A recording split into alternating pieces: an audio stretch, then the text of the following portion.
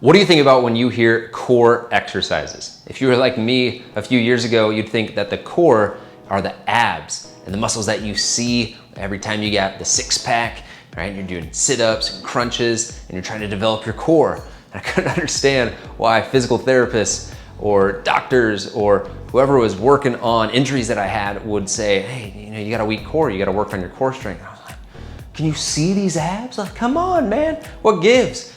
But what I didn't understand is that the core makes up to 35 different muscles, and they're all connected to different parts of the core. So we're looking at the pelvis, the spine, the rib cage, and how the muscles work together to keep a strong connected core, as opposed to just the muscles that you see in the six pack that are flexing the core forward, really the spine forward, but left and right.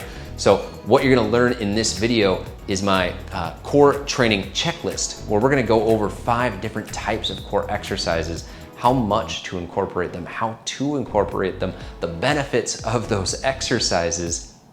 And so by the time you get done with this video, you're gonna completely rethink your core training. And if you're new to the channel, my name is Paul, and it is my mission to help deliver high quality content so that you can learn more about training, nutrition, recovery, and mindfulness, the 4 elements of the E4 Fit method. And so if you like the content, be sure and hit the like button, subscribe to the channel, and hit the little ding bell on the notification. Ultimately, I wanna help you live a longer, happier, more confident life through health and fitness. So let's get to this core training checklist. And so believe it or not, at the bottom of this pyramid, and the most important thing that you can be doing is actually functional breathing exercises. So we got here functional, boom, breathing. We'll just call it breathe right there. And this is just a testimonial from a client who lifts a ton of weight. He's doing 300 on his squats, 500 on his deadlifts, but he hadn't really considered how functional core breathing would actually help him with his low back pain. And he sent me this message. He goes, dude, I just did the functional core breathing, the core set breathing. You can check that out in this video right here. But he did the functional core breathing and he PR'd his squat with his 5 rep max. Wasn't even trying to, but that core, functional core breathing that I had him go through strengthened his core to the point to where he was able to create so much more tension and ultimately be stronger with his lift. So when we look at functional breathing, we're not looking at the visible muscles per se. We're looking at things like the diaphragm, the transverse abdominis, the internal obliques, your pelvic floor, and how all of those work together. And think of like a symphony, and how all those work together to create this canister so that your core is protected, so that your spine specifically is protected. And with that functional breathing, you're going to create a lot more intra-abdominal pressure. You're going to create better rib cage movement, which is going to lead to how different muscles attach to the different parts of your core and of your skeletal musculature. And so functional core breathing is one of the things that you want to incorporate, especially if you struggle with low back pain or just feel like you're not able to keep a strong, tight core when you squat, when you deadlift.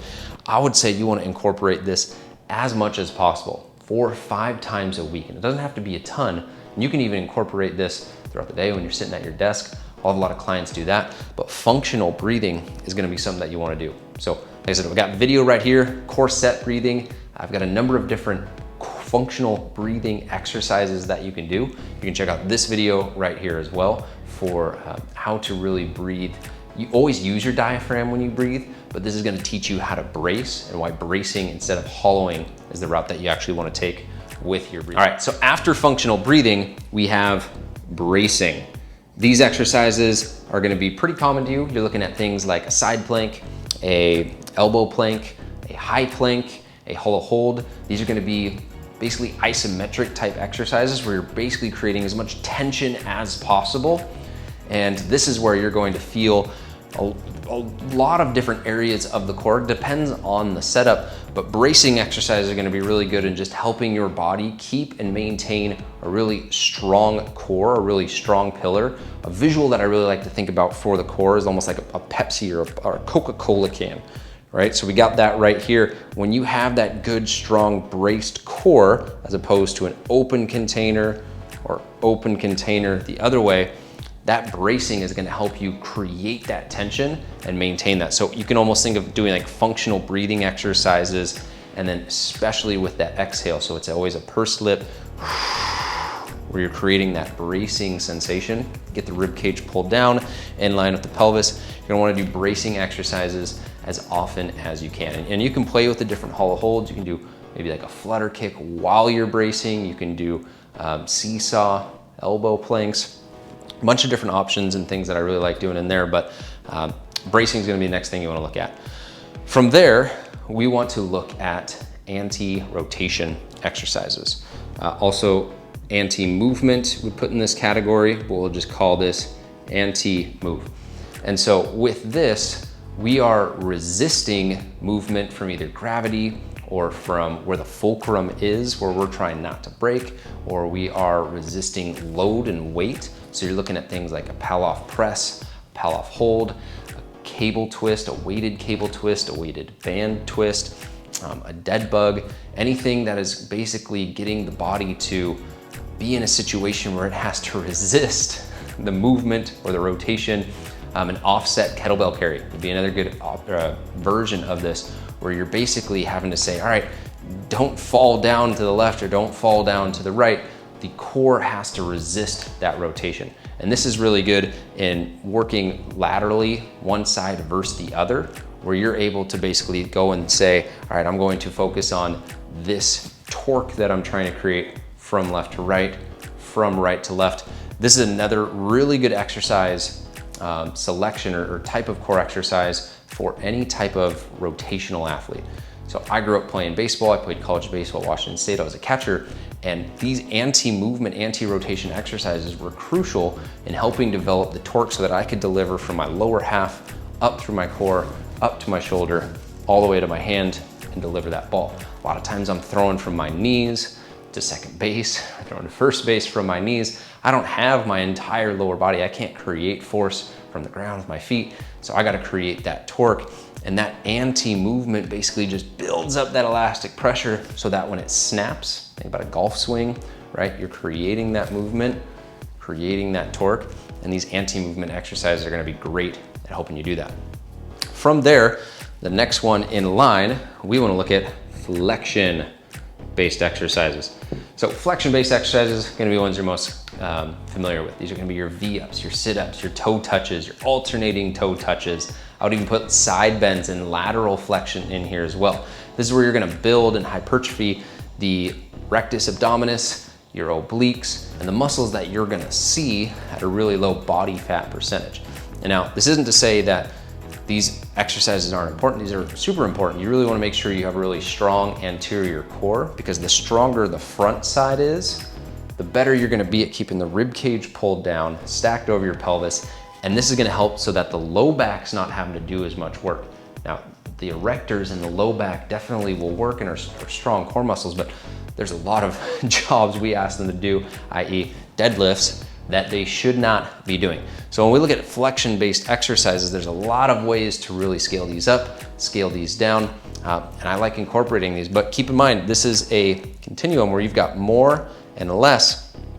I would say 4 to 5 times a week for these, and as you get up higher, 2 and 3 times per week as you're programming them. Last, we have carries, and this is how your body carries itself in space. And looking at your gait, your stride specifically. So if you're a runner, if you're walking, if you're just trying to be a more functional human being, doing different variations of weighted carries, whether that's with a trap bar, kettlebells, dumbbells, or something, you're having to use that additional weight from those carries to improve how your body moves in space through the different planes. So carries is going to be the last one that you're going to want to incorporate.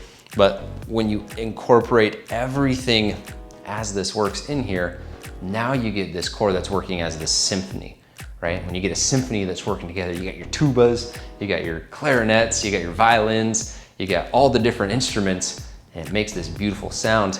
That's where you create a strong core. But if you're just focused on flexion-based exercises, which a lot of people do, well, you're leaving a lot of other things, ultimately more important things, on the table. All right, that's all for now. Thank you so much for watching this video. If you like the content, just hit the like button, hit the subscribe, hit the little ding bell so that you get a notification every single time a video drops. If you want more free content, head over to my Mindful Muscle Facebook group. We got additional trainings, PDFs, guides, recipe books, things that I can hand off and pass off to you, and we can even have a conversation and get some coaching from the different people that are either in the program, just part of the group, or from the coaches ourselves. If you want help with your training and getting all this sorted out for you so that you're doing it smart, so that you're doing it efficient, leveling up and taking your fitness to the next level, hit the link below to apply for an advisory call. We'd be more than happy to talk through your goals, your challenges, to see if the E4 Fit program is for you. That's all for now. I'll see you in the next video.